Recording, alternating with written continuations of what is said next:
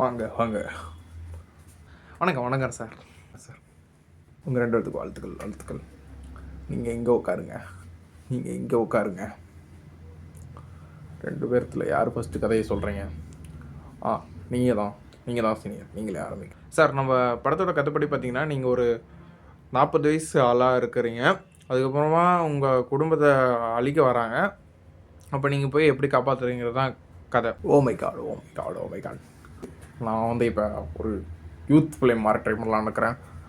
நீங்கள் உங்கள்கிட்ட ஏதோ யூத் சப்ஜெக்ட் இருக்குதா?